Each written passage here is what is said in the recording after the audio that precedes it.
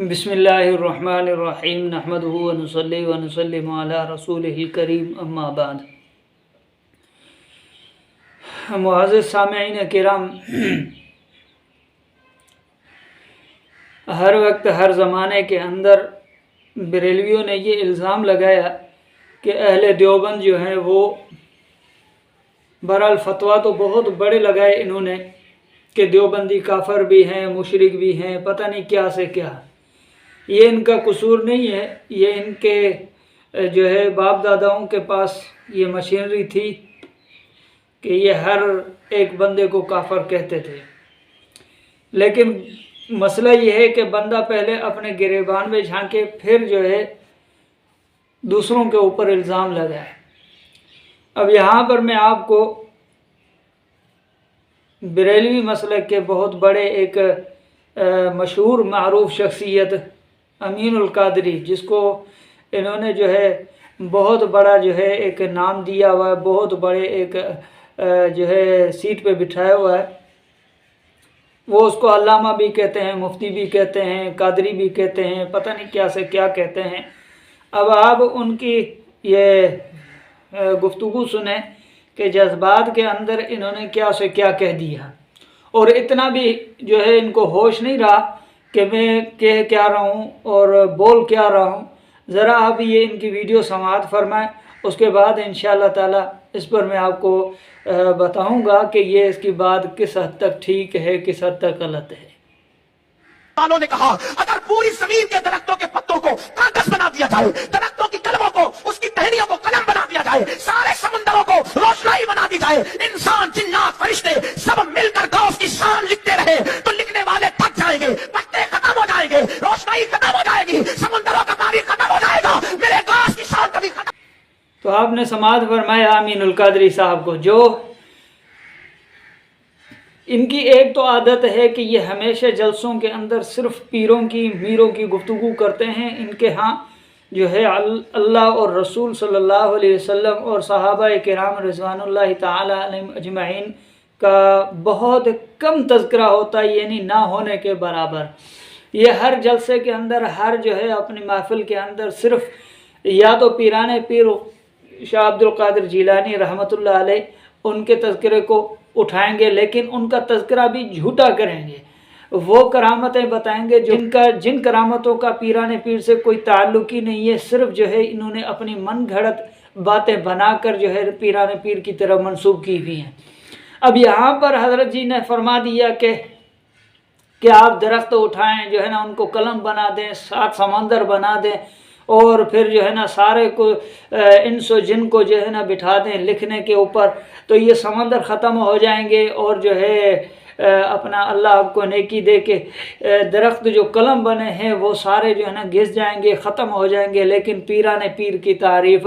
ختم نہیں ہوگی۔ انا للہ و انا الیہ راجعون۔ اب اس بندے سے بندہ پوچھے کہ یہ کہاں لکھا ہوا ہے، تو انشاءاللہ تعالی یہ جواب نہیں دے گا، کیونکہ یہ چیز قرآن کریم کے اندر ہے، اور سورہ لقمان کی آیت نمبر 27 کے اندر ہے، جو رب ذوالجلال نے اپنی تعریف کے اندر فرما دی ہے کہ آپ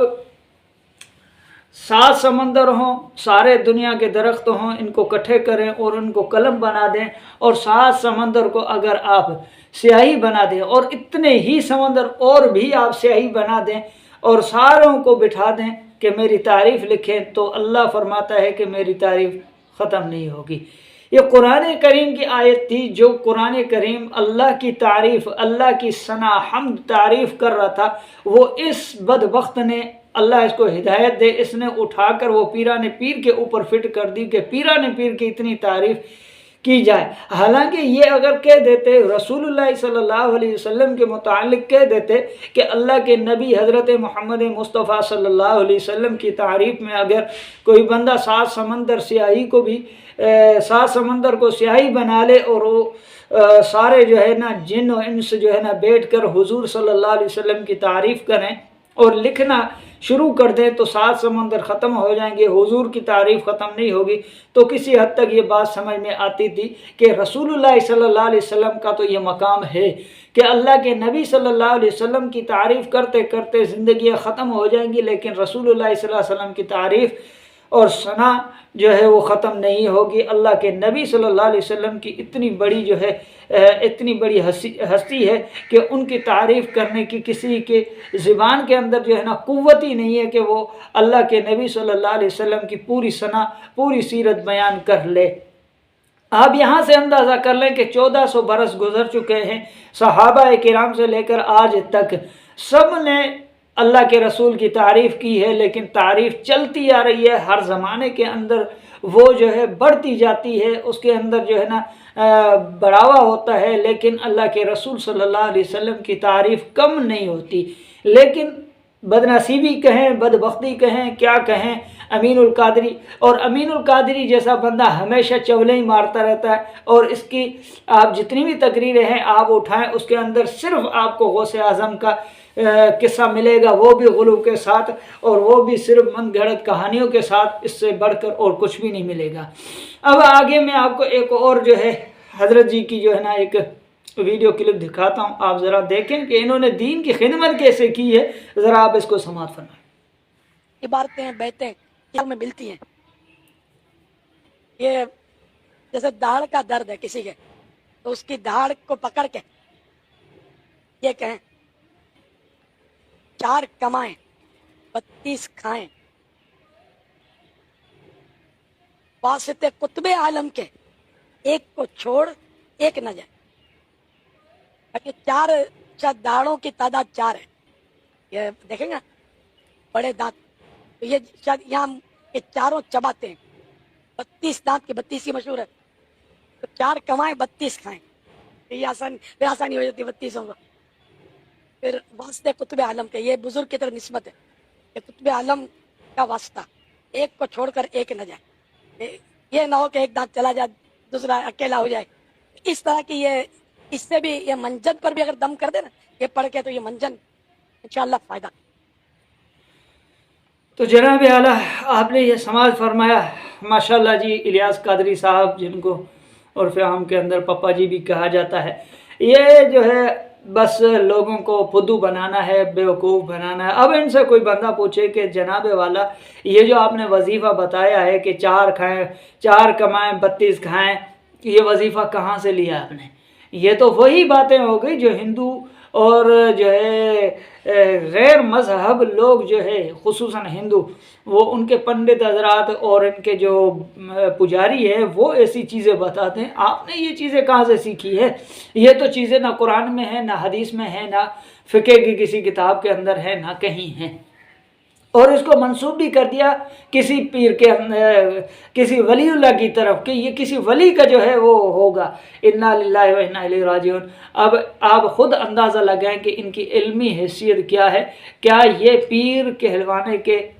قابل بھی ہیں؟ اب اس کی دوسری ویڈیو ہے، وہ آپ سنیں،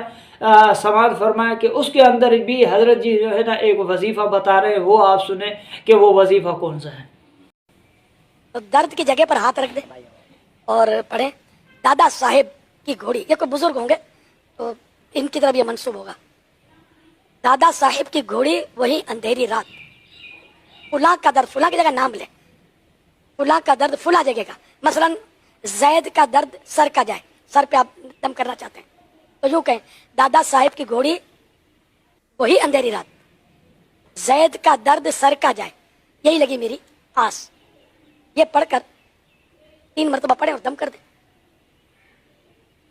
یہ اصل بزرگوں کے الفاظ بات۔ انا للہ و انا الیہ راجعون۔ اب آپ خود سوچیں، آپ کو بھی ہنسی آ رہی ہوگی کہ آپ جو ہے نا کیا سماعت فرما رہے ہیں، کیا سن رہے ہیں۔ یہ ہے ہمارے دور کے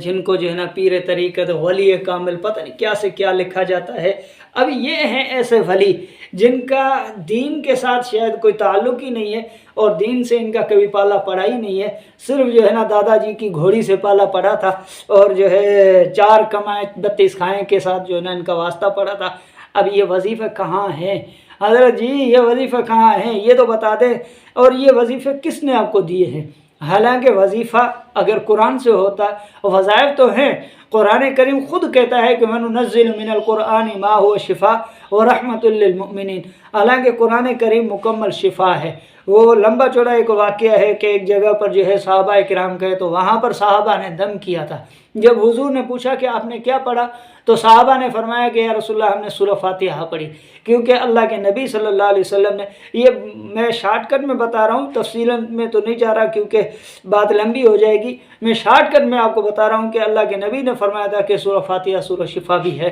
اس سے شفا ملتی ہے. تو جناب والا اگر آپ ایسے وظائف دیتے تو ہمیں بھی کچھ پلے پڑتا، ہمیں بھی کچھ سمجھ میں آتی کہ چلو ٹھیک ہے، قرآن ہے، حدیث ہے، فقہ ہے. لیکن یہاں پر تو ماشاءاللہ اللہ تعالیٰ معافی دے، اللہ تعالیٰ حفظ و امان میں رکھے. یہ پتہ نہیں کہاں سے انہوں نے وظائف نکال لیے ہیں کہ اپنی من گھڑت جو ہے نا باتیں بنا کر جو ہے یہ لوگوں کے اندر پھیلا رہے ہیں. اللہ تعالیٰ ان جیسوں سے جو ہے نا محفوظ رکھے اور امت مسلمہ کو ان سے بچائے. اللہ تعالیٰ ان کو بھی ہدایت دے اور اللہ تعالیٰ پوری امت مسلمہ کو صراط مستقیم پہ چلنے کی توفیق عطا فرمائے. السلام علیکم ورحمۃ اللہ وبرکاتہ.